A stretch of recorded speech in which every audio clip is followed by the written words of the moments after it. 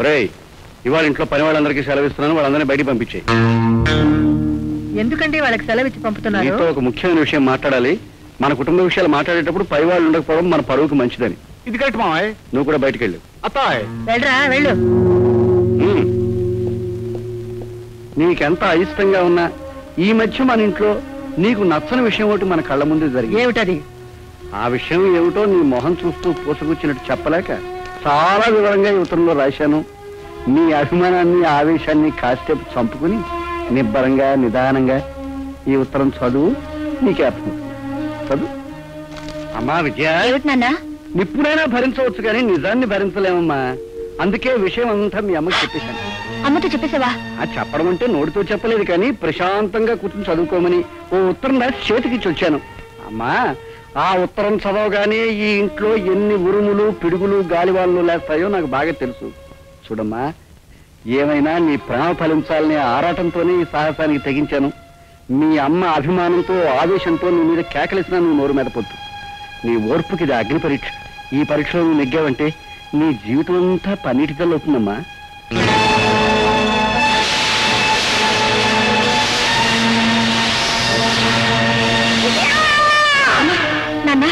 ఉత్తరం చదవడం అయిపోయినట్టుంది. నువ్వు ఇక్కడే ఉండు, నేను వస్తా. చెప్పగా ఆగా.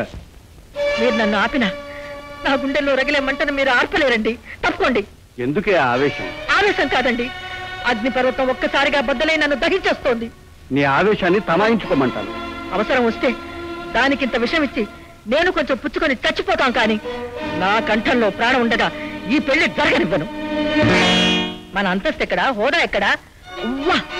ఒక నౌకర్వతను ప్రేమిస్తుందా? ప్రేమించుకున్నారన్న వార్త విన్నందుకే నువ్వు ఇంత విలవిల్లాడిపోతున్నావే. ఒకవేళ వాళ్ళు పెళ్లి చేసుకుని వస్తే? అంత మాట మీ నోటితో అనకండి, నేను వెళ్ళాను. చూడు, నీ అరుపులతో పెడబొబ్బలతో దాన్ని భయపెట్టకు. చెప్పదలుచుకుందేదో సూటిగా ముఖం మీదే చెప్పు, నచ్చ చెప్పు. అర్థమైందా? నువ్వు ఎక్కడే ఉండు, విజయం నేను తీసుకొస్తాను.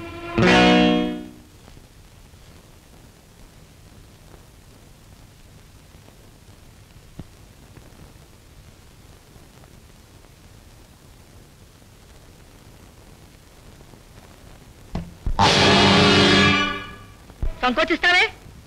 మన ఇంట్లో నౌకరీ చేసేవాడిని ప్రేమించినప్పుడు లేని సిగ్గు భయం నన్ను చూస్తే వచ్చిందా? రా, నువ్వు వస్తావా, నన్ను రమ్మంటావా? మంగా, ఏం చెప్పాను నీకు? నువ్వు వెళ్ళమ్మా.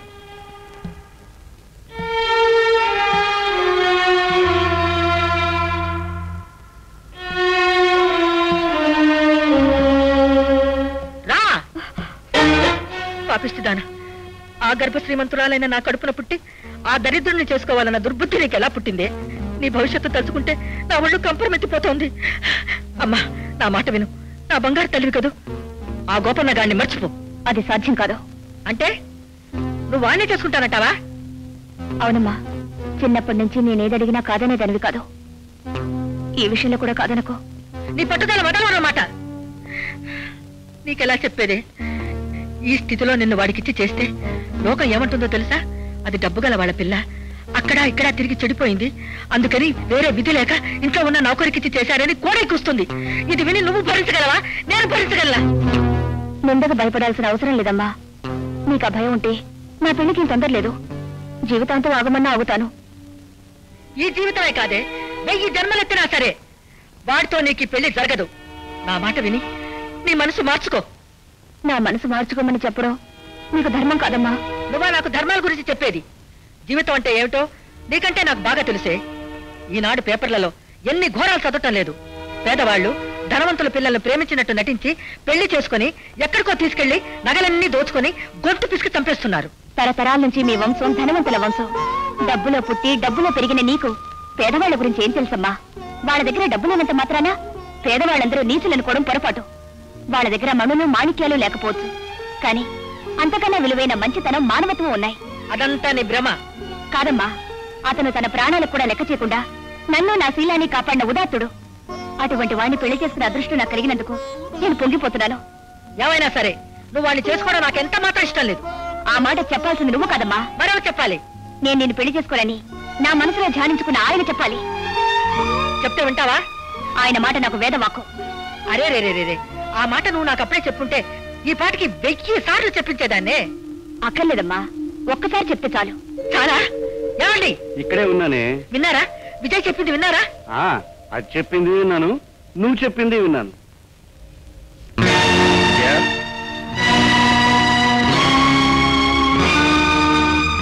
వచ్చాడు. ఏదో సాధిస్తాన్నావుగా, సాధించవే. వాడి చేత ఏదో చెప్పిస్తాన్నావుగా, చెప్పించవే. చెప్పిస్తానండి, చెప్పిస్తాను.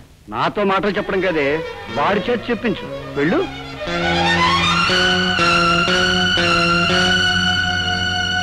అమ్మో, గుండెలు తీసిన బంటులా ఎంత పని చేశావురా!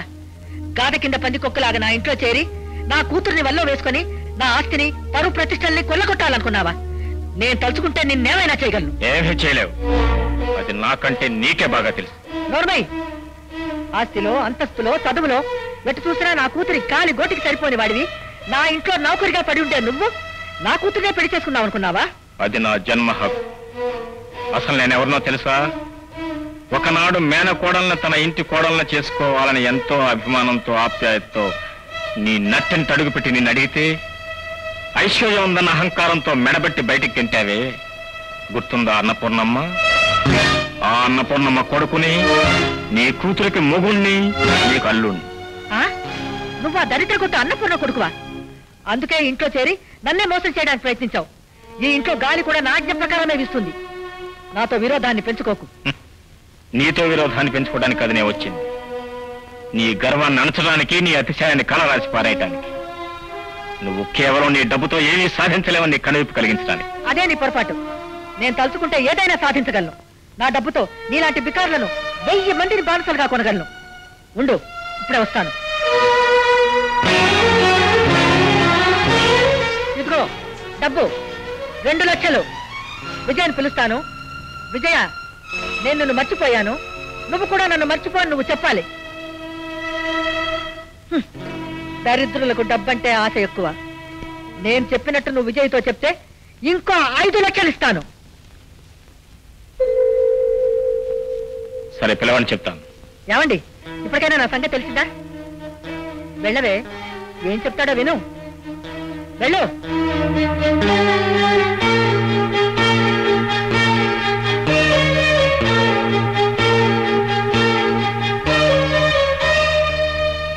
విజయ, నీ అమ్మ అంతర్యం నీకు అర్థమైందా? నీకు నాకు మధ్య ఐశ్వర్యం అనే అడ్డుగోడ కట్టాలని చూస్తుంది. ఆ అడ్డుగోడను ఛేదించుకొని నీ ఆస్తిని అంతస్తుని వదులుకుని నువ్వు కట్టుబట్టలతో నాతో రాగలిగితే నిన్ను కంటికి రెప్పలా జీవితాంతం కాపాడుకుంటాను. ఈ మాట కోసం, నీతో కలిసి ఉండే మధుర క్షణాల కోసం ఎదురు చూస్తున్నాను. ఉండండి.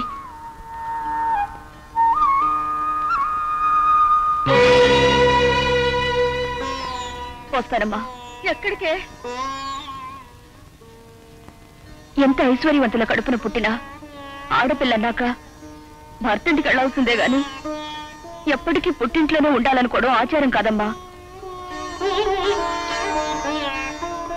నాన్న, అమ్మ డబ్బును చూపించి మనుషుల్ని కొనాలనుకుంటుంది. డబ్బును తృణప్రాయంగా చూసి జీవితాంతం నా చేయి పట్టుకుని నడవాలనుకునే మనసున్న బావుతో వెళ్ళిపోతున్నా నాన్న. వెళ్ళిరా అమ్మా. ఏమండి, ఎంత కషాయ గుండెండి మీది. కన్న కూతురు ఆ దోసాగుడితో అడవికి పోతుంటే ఆపడం మాని ఆశీర్వదించి సాగరంపుతారా? అవును, అది అద్దాల మేడలో కన్నా కోరుకున్న భర్తతో ఏ చెట్టు నీడనున్నా ఆనందంగా ఉంటుందని నా నమ్మకం. వెళ్ళమ్మా, వెళ్ళిరా.